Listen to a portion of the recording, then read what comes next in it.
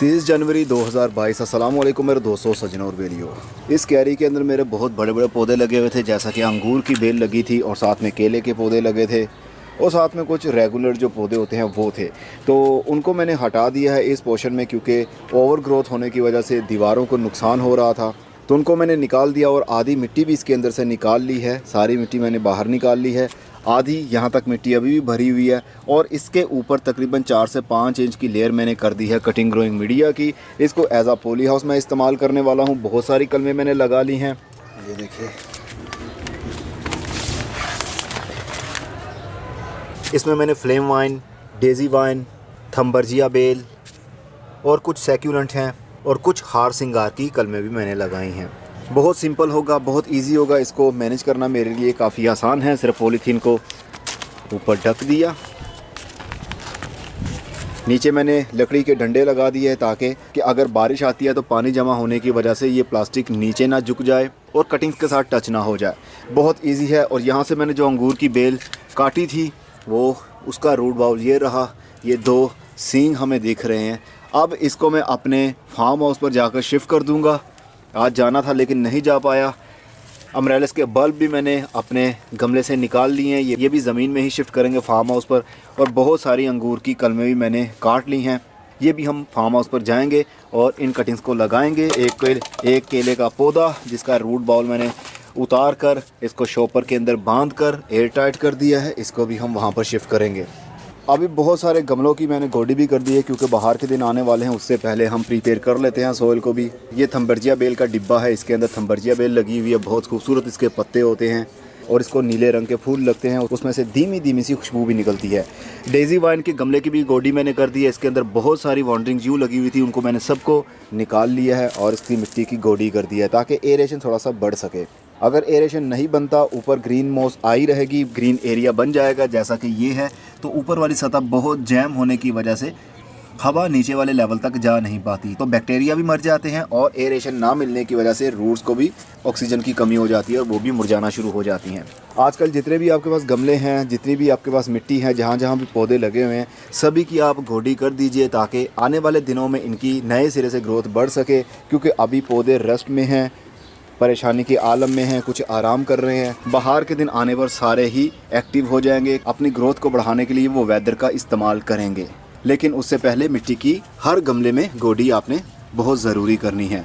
कुछ सैक्यूलेंट जो कि फार्म हाउस पर पड़े थे वो गल रहे थे, उनको मैं ले आया हूँ घर में। ये देखिए, ये सारे ही गल रहे थे। तकरीबन मेरे 90% सैक्यूलेंट फार्म हाउस पर पड़े पड़े गल गए, क्योंकि पिछले दिनों बहुत ज़्यादा बारिशें हुई और लगातार होती ही रहीं। तो बहुत सारे सैक्यूलेंट की मैंने कलमें यहाँ पर रख दी हैं, लगा दी हैं। बाहर के दिन आएंगे, इनकी नई ग्रोथ शुरू हो जाएगी। और कुछ मैंने प्लूमेरिया की कटिंग्स भी लगा दी हैं, इसको गुलचीन भी कहते हैं। इसके ऊपर मेरी वीडियो बन रही, जब कंप्लीट होगी आपको देखने में मिलेगी। इसको गुलचीन का पौधा कहते हैं। फ़िलहाल तो ये कलम है, इंशाल्लाह जल्दी ही जब इसकी रूटिंग शुरू हो जाएगी तो ये एक पौधा बन जाएगा। ये एक मॉर्निंग ग्लोरी है, इसको कौन से फूल लगते हैं लेकिन नहीं मालूम मुझे। इसके पत्तों की खूबसूरती आप देख सकते हैं, कट लीव जिस तरह होते हैं, कट लीव की तरह ये इसका पत्ता है। बहुत खूबसूरत लगते हैं। लेकिन सर्दी के दिन में भी ये ज़िंदा रही, लेकिन डोरमेंट थी, नई ग्रोथ नहीं हो रही थी। ये नई ग्रोथ इसकी अब होना शुरू हुई। मैंने उसकी कलमों को काटा और लगा दिया। किस कलर के फूल लगेंगे नहीं जानता हूँ। इंशाल्लाह जब इसकी ग्रोथ होगी तो इससे मैं और बहुत सारे पौधे बनाऊँगा। सैक्यूलेंट भी मेरा एक गल गया, एडेनियम का पौधा।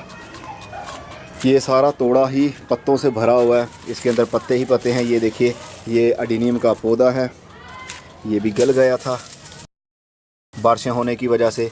ये देखिए, ये बेकार हो गया।